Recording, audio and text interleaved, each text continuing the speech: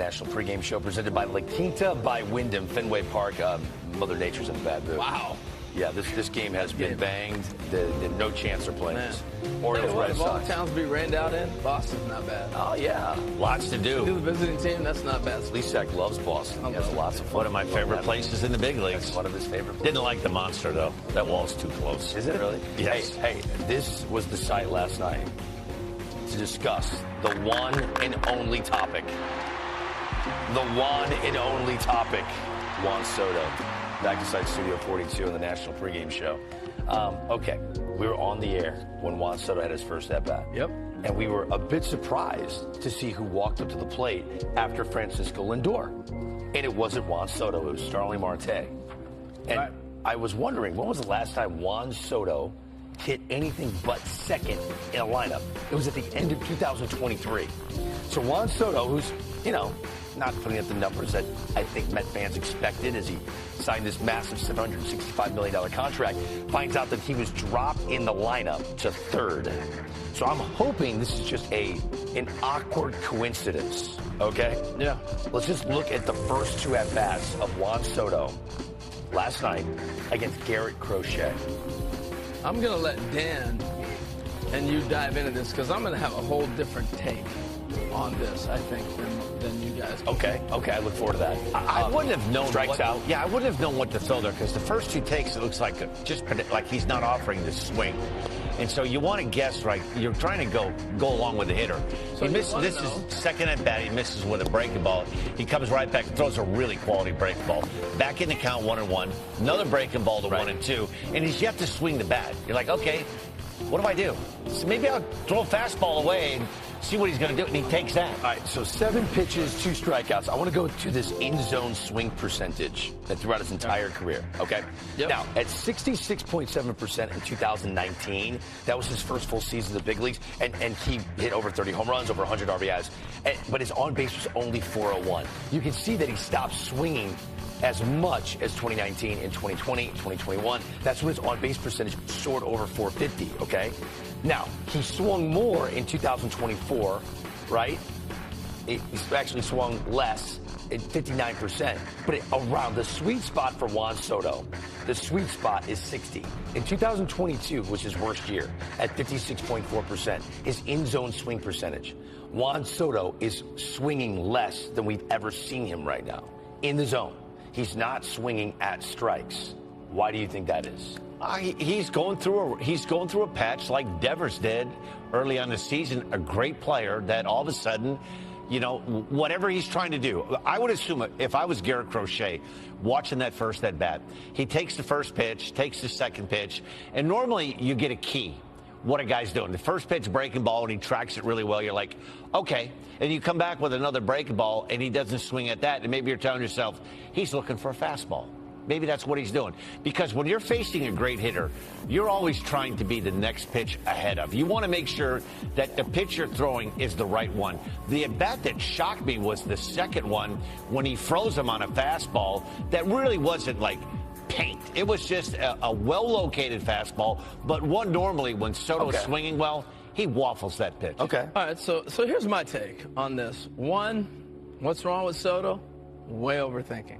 One of the great things about Juan is, his discipline of his he'll take walks, he knows his zone, and all these, he's such a student of the game. All true, but I think he's way overthinking. I want to go to a quote because I think it all started with this. Let's go back to that quote with Aaron Judge at the beginning of the year, right?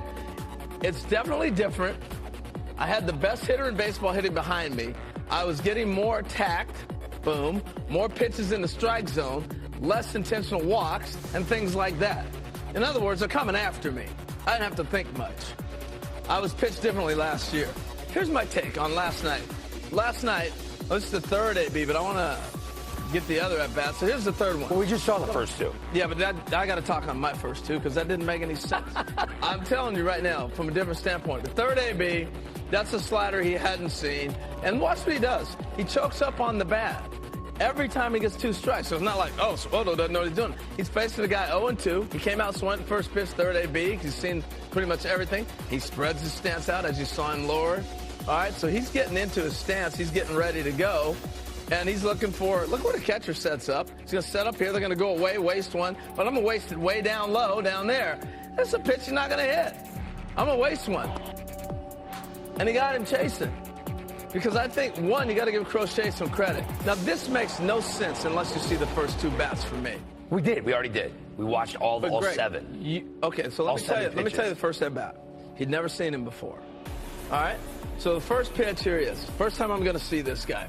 Comes to the plate, and as he's looking at him, breaking ball. Okay, looks like a normal left-hand breaking ball. He throws him a different one. Fastball there.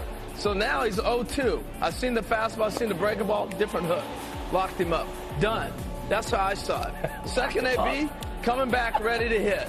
All right, that's a ball. I see you well. I'm sitting 1-0. I'm going to get a good pitch to hit here. He throws him a different pitch he hadn't seen. That's a bigger break. Now it's 1-1. Then he gives him a different pitch. He's giving him 4 different breaking balls. You want to look at the numbers, you'll say, oh, it was just heaters. And that one's on the black. So if you look at just numbers, like everybody goes, oh, man, 5 breaking balls, he didn't swing. That's 5 different breaking balls. Ask that guy down there. He didn't throw every hook the same. He didn't throw every slider the same. It's a different look for a guy he hadn't seen.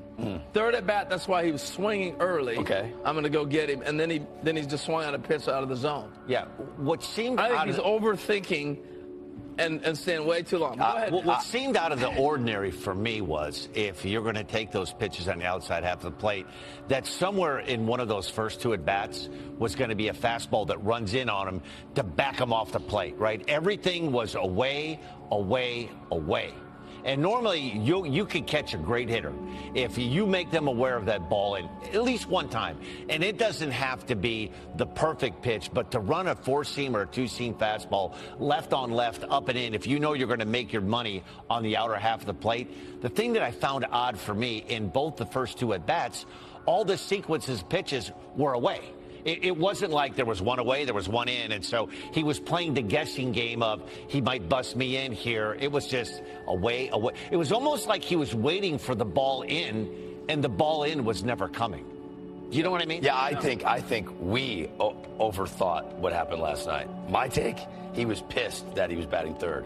Because all eyes are on him right now. All eyes are on him right now. And dropping him in the lineup one spot made him look like he's the reason why the team's not scoring runs. If you look at it, looked like he was third, that he was dropped in the lineup. I think you're wrong. Totally. No, I don't need a breakdown tape to say that.